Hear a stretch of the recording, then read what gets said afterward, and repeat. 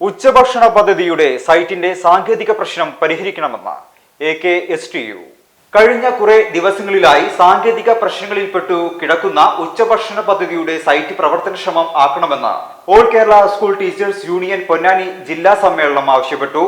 Sub ജില്ലയിലെ മുതലാളിത്ത കോർപ്പറേറ്റുകളുടെ ഉടമസ്ഥതയിലുള്ള വിദ്യാലയങ്ങളുടെ പ്രവർത്തനവും മറ്റു മേഖലകളിലേക്കുള്ള കടന്നുകയറ്റവും പൊതുവിദ്യാലയങ്ങളുടെ നിലനിൽപ്പിനെ ബാധിക്കുന്നുവെന്ന് സമ്മേളനം കുറ്റപ്പെടുത്തി.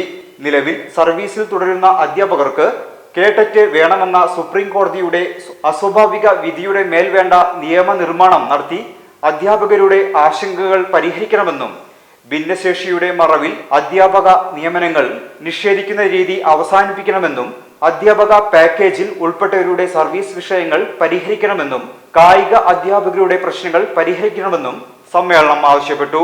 ഉപജില്ലാ സെക്രട്ടറി ഡിറ്റോ ഡെന്നി ടി സ്വാഗതം പറഞ്ഞ യോഗത്തിൽ സംസ്ഥാന കൗൺസിൽ അംഗം KS രമേശ് ചന്ദ്ര അധ്യക്ഷത വഹിച്ചു. ഗബ്രിയേൽ CJ രക്തസാക്ഷി പ്രമേയവും ഷിബിൻ ഷെരീഫ് M അനുശോചന പ്രമേയവും അവതരിപ്പിച്ചു. സംസ്ഥാന സെക്രട്ടറി CJ ബിജു മാസ്റ്റർ ഉദ്ഘാടനം ചെയ്തു. പൊതു പരീക്ഷകളിൽ ഉന്നത വിജയം നേടിയ വിദ്യാർത്ഥികളെ നിയുക്ത വാർഡംഗം C നിഷാന ഷെരീഫ് അനുമോദിച്ചു. സയ്യിദ് പുഴക്കര, സംസ്ഥാന സെക്രട്ടറി M വിനോദ്, ജില്ലാ president Srikanth, VK Jayan Nileshwaram, K Baburajan എന്നിവർ അഭിവാദ്യ പ്രസംഗങ്ങൾ നടത്തി. ശ്രീദീപ് VK നന്ദി പറഞ്ഞു. വിദ്യാലയങ്ങളെല്ലാം ലാഭനഷ്ടങ്ങളുടെ കണക്കിൽ പട്ടികപ്പെടുത്തുകയും ലാഭകരമല്ലാത്ത വിദ്യാലയങ്ങളെ അടച്ചുപൂട്ടാൻ ശ്രമിക്കുകയും ഒക്കെ ചെയ്ത ഒരു കാലഘട്ടം. 2016 മുൻപുള്ള 5 വർഷം ഈ കൊച്ചു കേരളത്തിൽ 2342 വിദ്യാലയങ്ങൾക്ക് അനുമതി കൊടുക്കുകയും അങ്ങനെയുള്ള സ്വകാര്യ വിദ്യാലയങ്ങളെ പ്രോത്സാഹിപ്പിക്കുകയും ചെയ്ത ഒരു കാലഘട്ടമായിരുന്നു. തീർച്ചയായും നിരവധി സ്കൂളുകൾ അടച്ചുപൂട്ടൽ ഭീഷണി മാത്രമല്ല, നിരവധിയായ സ്കൂളുകൾ അടച്ചുപൂട്ടിയ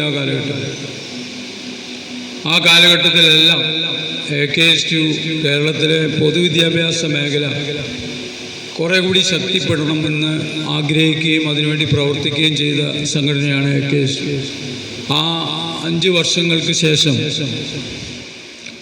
നിരവധിയായ വിദ്യാലയങ്ങൾ ഏറ്റെടുക്കാൻ 100 വിദ്യാലയങ്ങൾ, സംസ്ഥാനത്ത് 100 വിദ്യാലയങ്ങൾ ഏറ്റെടുത്തുകൊണ്ട് അവിടുത്തെ ആ വിദ്യാലയങ്ങളിലെ ഭൗതിക സാഹചര്യങ്ങൾ, അക്കാദമിക നിലവാരം ഉയർത്താൻ വേണ്ടി പ്രവർത്തിച്ച സംഘടനയുടെ പേര് കേരളത്തിലെ AKSTU എന്ന് മാത്രമാണ്.